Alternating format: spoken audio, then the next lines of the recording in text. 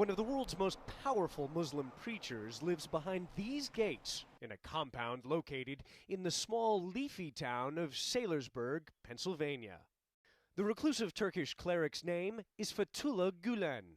If you believe the government of Turkey, supporters of the cleric in Pennsylvania are spearheading a coup attempt here in Turkey that's destabilizing one of America's most important allies in the Middle East. Turkey's President Recep Tayyip Erdogan has officially labeled Gulen and his supporters a terrorist group, while a top official from the Prime Minister's political party told me Gulen and his supporters have infiltrated the Turkish police force and judiciary. We are confronted by a structure that doesn't take orders from within the chain of command of the state, but rather takes orders from outside the state.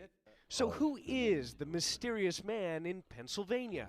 Fethullah Gulen leads the largest Islamic community in Turkey. His followers are estimated to be millions in number.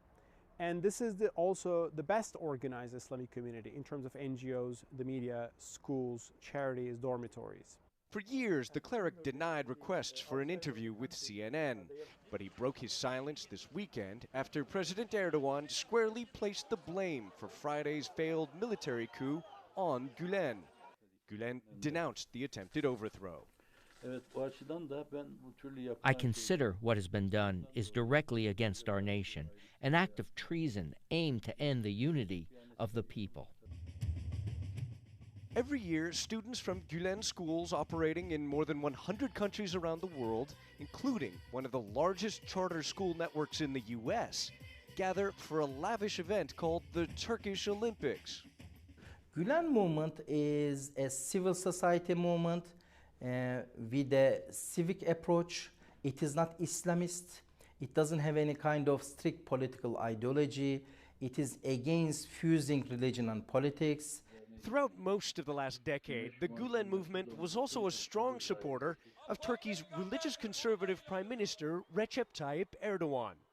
And in recent years, it became increasingly dangerous to criticize the Gulen movement. Police arrested and imprisoned writer Ahmet Şık for more than a year, and a court banned his book criticizing the movement before it was even published. Now out of prison, but still facing charges, Şık argues that the forced political marriage between the government and the Gulen movement has turned into a nasty divorce. On the one side, there's the Gulen community, a dark, opaque power that can damage the most powerful government in Turkish history.